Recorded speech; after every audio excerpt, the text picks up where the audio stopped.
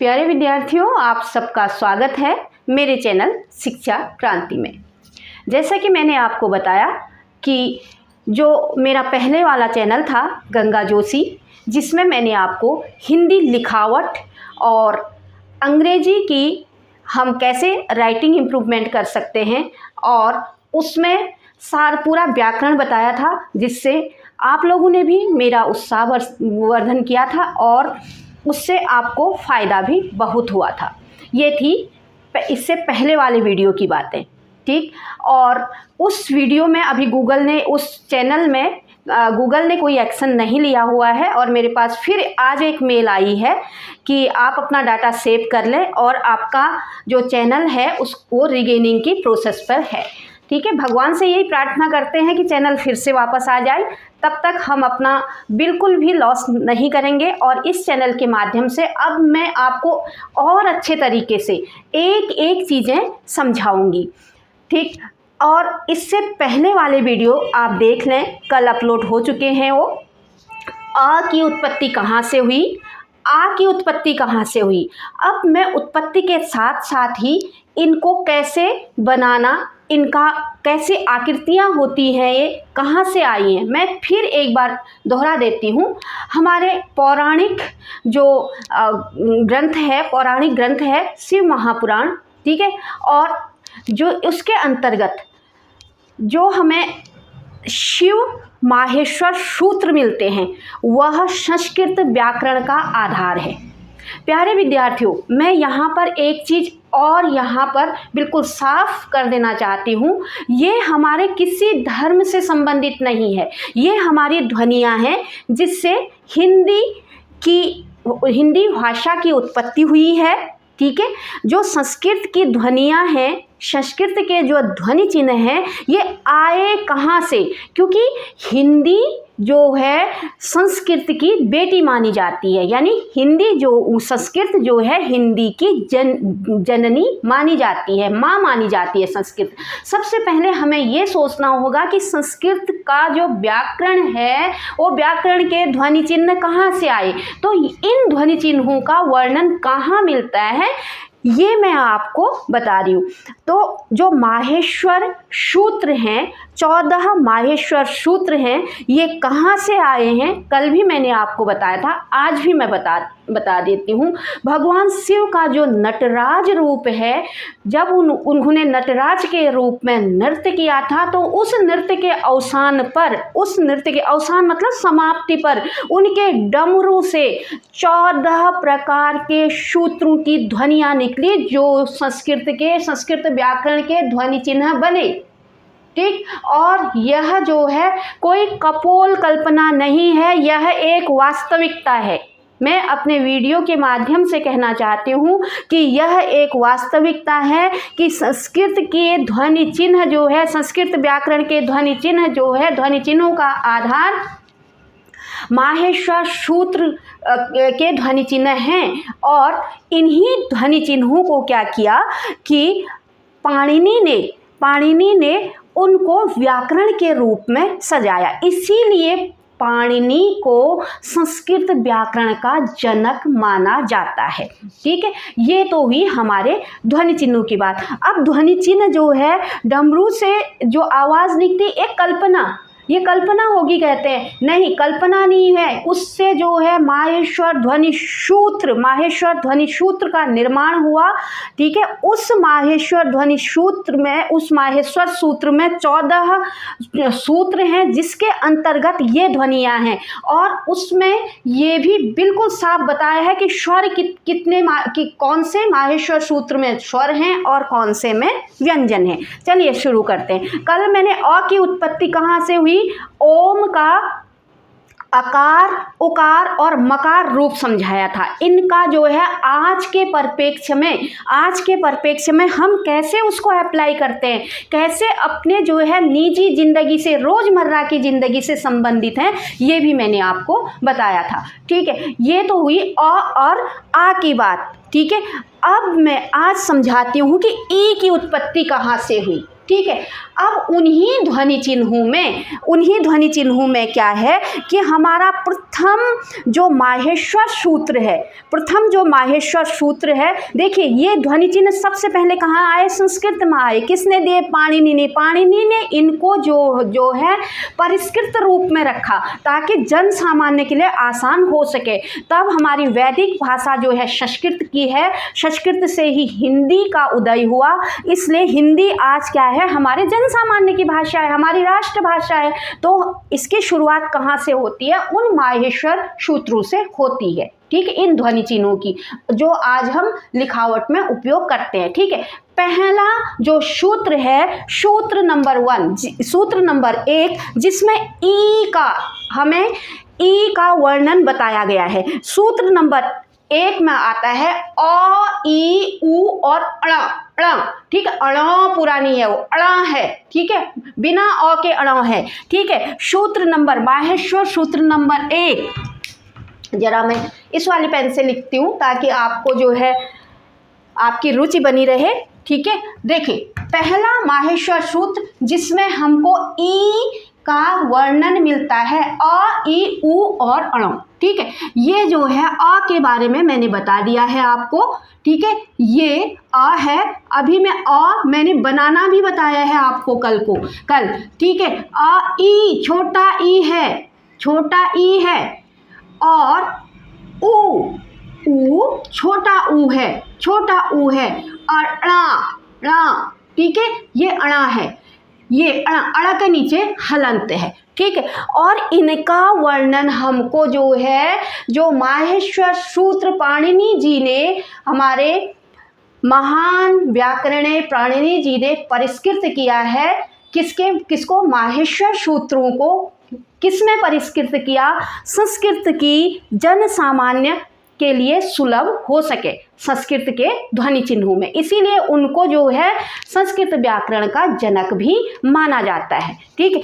अब देखो ई, आ, ई, उ और अ, इनका हमें प्रथम माहेश्वर सूत्र में, आप कहीं भी चेक कर लीजिएगा, प्रथम माहेश्वर सूत्र में इनका वर्णन मिलता है, ठीक है।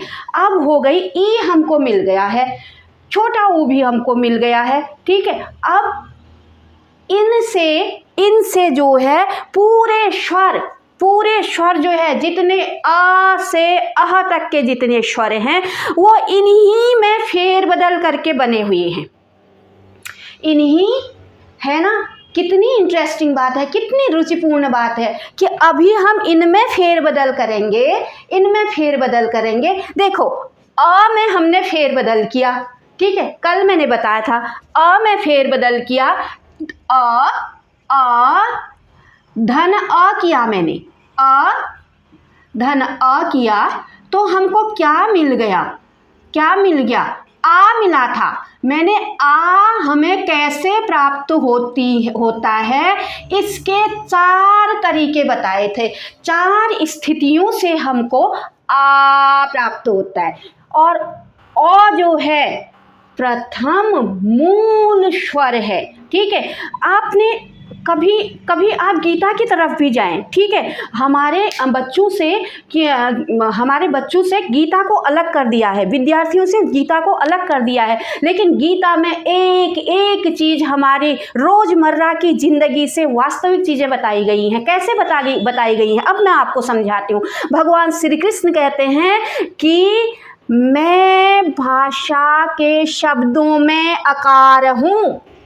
अकार मतलब अ की ध्वनि, आ से क्या बना? अकार, अकार से क्या बना? सभी साकार वस्तुएं, ठीक है विद्यार्थियों, ठीक है। ऐसे करके समझो इसको, ठीक है। अब जो है अ में हमने फेरबदल किया, आ मिला, ठीक है। अब हम देखो छोटी ई हमको मिल गई और देखो आ, ई, उ, ण, ये जो है हमको कहाँ मिलते हैं?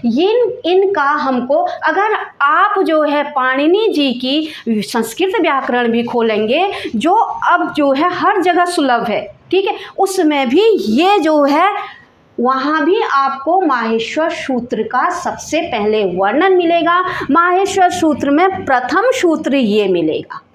ठीक है विद्यार्थियों, तो अब हमें ई प्राप्त हो गया है। ठीक है, अब हम ई में फेरबदल करेंगे और हम बड़ा ई प्राप्त करेंगे। देखो हमको अब अ मिल गया। देखो मैं स्वरों को एक एक करके बना करके दिखाऊंगी आपको इसी सूत्र की मदद से। इसी सूत्र की मदद से मैं आपको कैसे हमको बड़ी ई मिली। ठीक है प्यारे विद्यार्थियों, ठीक है, ये हमको आ मिल गया, ये हमको आ मिल गया।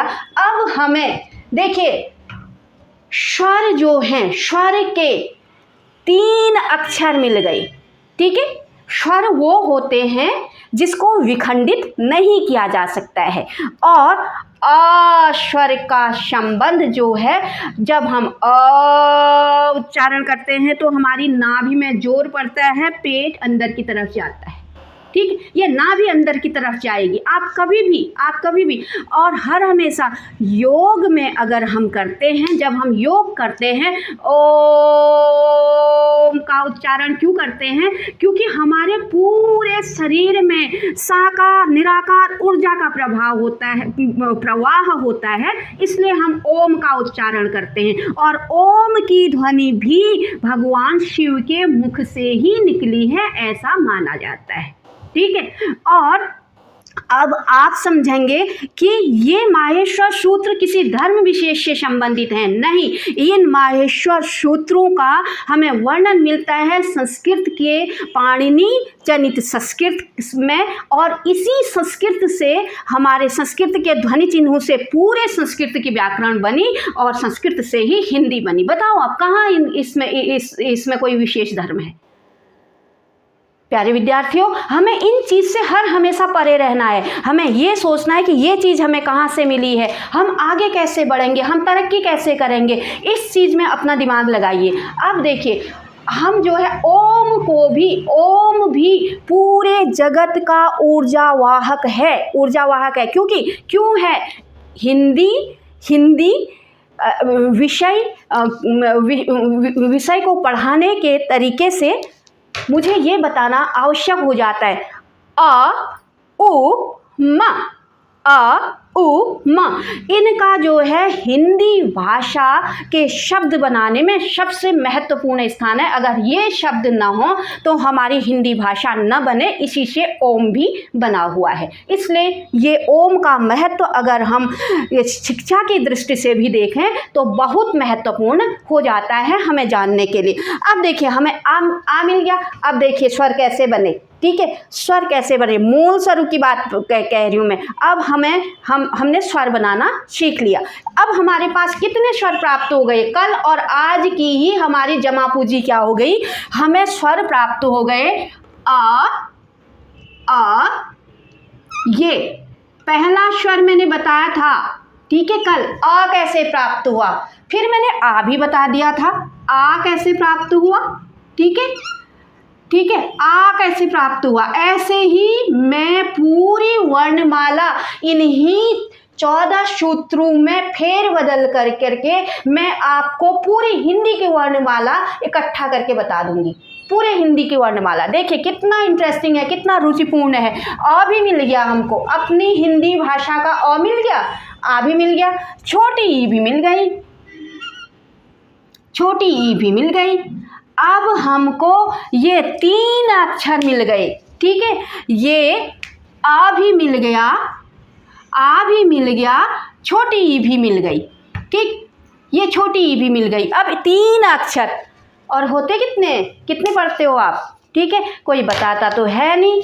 ठीक, कि कहाँ से ये अक्षर प्राप्त हुए? अ लिखो, सुंदर लिखो, अच्छा लिखो। नहीं, बिल्कुल हमें अपने विद्यार्थियों को सुंदर लिखो, अच्छा लिखो, ये गंदा लिखता है या गलत लिखता है ये तो कहना ही नहीं है। जब हम किसी अक्षर की, ये क्या है, हमारे जितने भी हमको जो ध्वनि चिन्ह, मैंने कल आपको ध्वनि बताया था ना कि हमें उन ध्वनियों को चिन्हों में हमने कैसे परिवर्तित किया। ठीक है, क्योंकि भाषा जो है एक दूसरे से संपर्क करने का सबसे सरल माध्यम है और सबसे सशक्त माध्यम है। देखिए, एक दूसरे से संपर्क तो प्रकृति पूरा ये ब्रह्मांड है। चाहे हम जो है एक पर्वत भी देखते हो आप, जो है वो पहले छोटा होता है, फिर धीरे धीरे धीरे धीरे उसमें क्या होता है, धूल मिट्टी इकट्ठा होती रहती है, होती रहती है, होती रहती है, होती रहती है। जैसे हम पत्थर भी इकट्ठा कर करके एक ढेर बना देते हैं। पूरा ब्रह्मांड जो है एक दूसरे से जुड़ने या अलग होने की निरंतरता बनाए रखता है।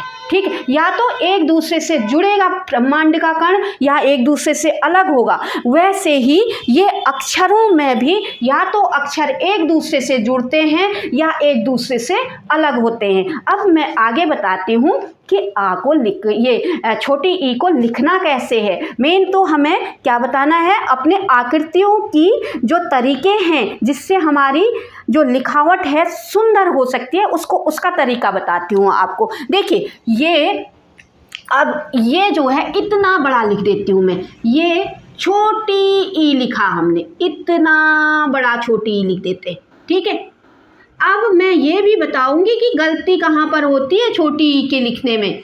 ठीक है, ये जो है छोटी ई हो गई। देखो क्या होते हैं, मैंने कल अक्षरों के जुड़ने के तरीके बताए कि कैसे किस भाग से कौन भाग जुड़ा कि अ बन गया। ठीक है, कल वाले वीडियो में, इससे पहले वाला वीडियो प्लीज़ आप सब लोग देखिए, बहुत महत्वपूर्ण वीडियो है। अ कैसे बना, आ कैसे बना। ठीक है, देखिए अब जो है मैंने अ को बताया था कि अ के भाग भी बताए थे मैंने। कैसे बताए थे अ के भाग, जो है प्रथम भाग छोटा, द्वितीय भाग बड़ा।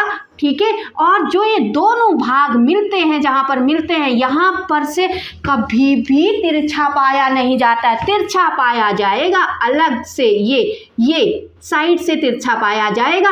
और खड़ा पाया, देखिए इसकी, मेरी जो पेन है इसकी नोक को देखिए, खड़ा पाया बिल्कुल सीधा आता है।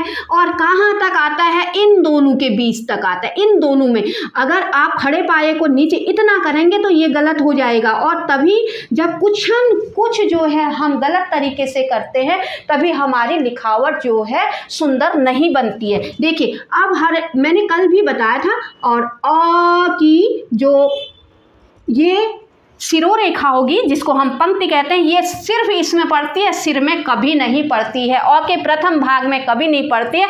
देखो मैंने अ के आपको 4 भाग बताए थे, एक शिरोरेखा बताई थी। अब कैसे हो गए 4 भाग, देखिए भाग 1, भाग 2, ठीक है, भाग 3, भाग 4, ऐसे बताए थे मैंने आपको। ठीक है, ऐसे बनाना सिखाना है किसी को भी। और मेरे पहले वाले चैनल में विद्यार्थियों ने एक जो प्रतियोगी परीक्षा वाले विद्यार्थी थे, उन्होंने एक घंटे में अपनी लिखावट सुधारी है।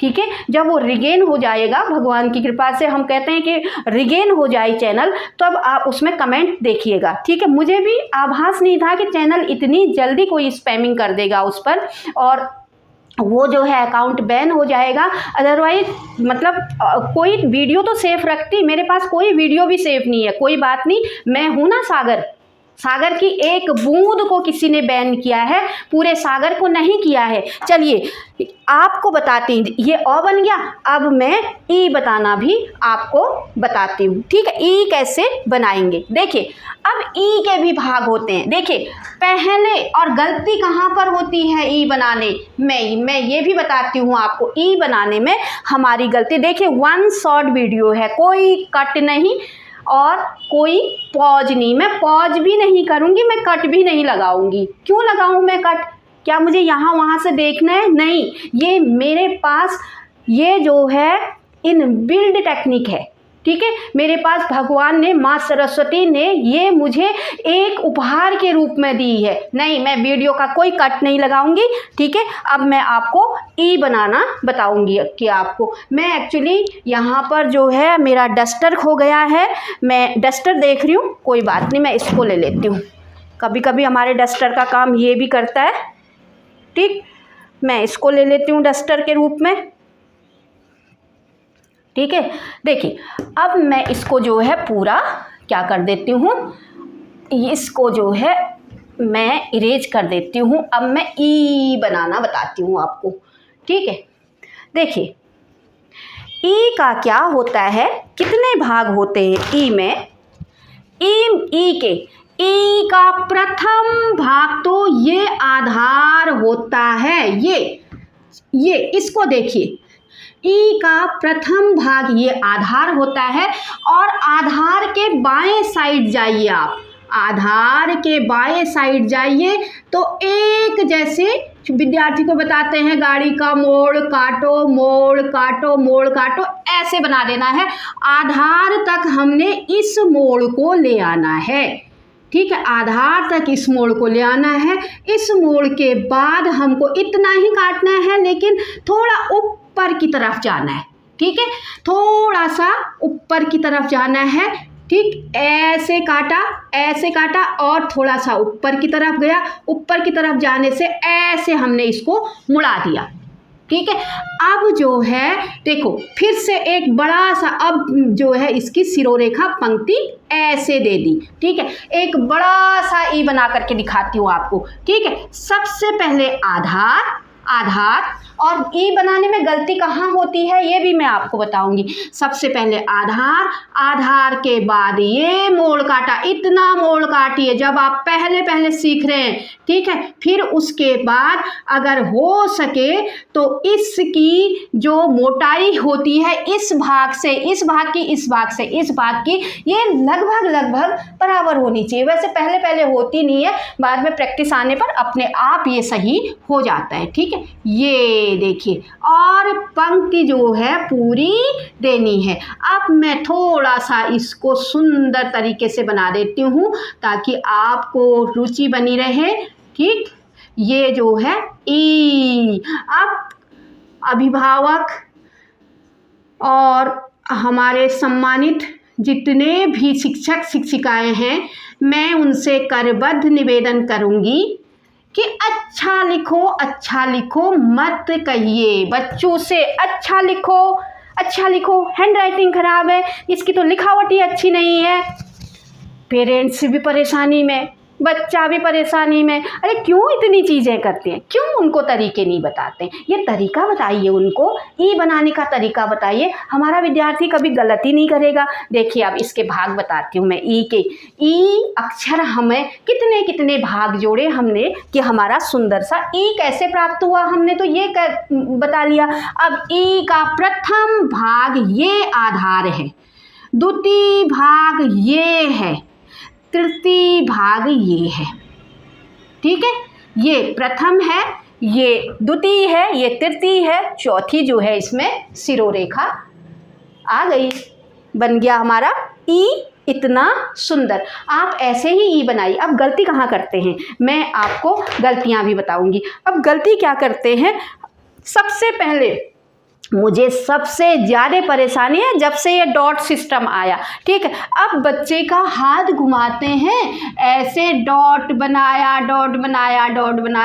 अब बच्चे को ये तो पता नहीं है कि इसमें मोड़ ऐसे काटना है, और इसके जो हम जब इसका जो है अंतिम भाग, इसको ई का अंतिम भाग काटते हैं तो ये खुला नहीं रहना चाहिए। लेकिन बच्चा क्या करता है, ई से इमली। अब बच्चे ने इसको जोड़ा, ठीक है, ऐसे करके हाथ घुमाया, ई से इमली, ये बच्चे का इमली बन गया।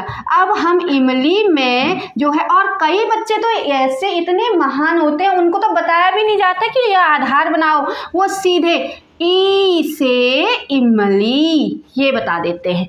अब बताइए लिखावट कैसे अच्छी होगी जब तक बच्चे तक उसके यहाँ जो है उसकी पैसिव मेमोरी तक, उसके जो दिमाग सोच रहा है उस तक हम बच्चे के पास उस आकृति को बनाने का तरीका नहीं समझाएंगे तो कहाँ से कोई भी विद्यार्थी कहाँ से सीखेगा। देखिए सबसे पहले एक छोटा सा मैं आपको उदाहरण देती हूँ। छोटा सा उदाहरण, आप जो है क्या करते हैं विद्यार्थियों को वाटर बोतल देते हैं ना स्कूल के लिए, बोल रहे हैं कि अब बच्चा अनभिज्ञ है टिफ़िन देते हैं, टिफ़िन को खोलना सिखाएंगे सबसे पहले बच्चे को, ठीक है। वाटर बोतल का ढक्कन खोलना सिखाएंगे। अब सीधे कहो बच्चे से, छोटा विद्यार्थी है उससे बोलो कि पानी पी लो, भैया पिए कैसे? नहीं, उसको हमें क्या बताना पड़ेगा कि जिस बोतल से पानी पीने वाला है बेटा, सबसे पहले अगर जो है उस बोतल को जो है घड़ी की दिशा के विपरीत घुमाएंगे तो वो खुलेगी, घड़ी की दिशा के ओर लगाएंगे तो वो बंद होगी। आपको खोलना भी है, पीने के बाद बंद भी करना है। ये छोटा सा एग्जाम्पल है, वैसा ही हर चीज़ में है, उसको तरीका सिखाना है हमने बच्चे को। प्यारे विद्यार्थियों, इसके बाद बताऊंगी कि अगला स्वर बड़ा ई कैसे प्राप्त होता है। तब तक के लिए आप मेरे साथ 2 पंक्तियां गाना बहुत ज़रूरी है, और चैनल को थोड़ा सा सपोर्ट कर दीजिएगा ताकि मेरे उन स्पैमर शुभ चिंतकों को पता चल जाए कि हम 100 चैनल भी इनके जो है स्पैमिंग करेंगे तो फिर हम खड़े होंगे, फिर हम नई तकनीक के साथ खड़े होंगे, फिर नए आत्मविश्वास के साथ खड़े होंगे। प्यारे विद्यार्थियों, अंत में मेरे साथ 2 लाइनें गाना बहुत ज़रूरी है अगर आप अपने प्रति ईमानदार हैं। असतो माँ सतगमय, तमसो माँ ज्योतिर्गमय, एक नारा लगाना बहुत ज़रूरी है। जय हिंद, जय भारत।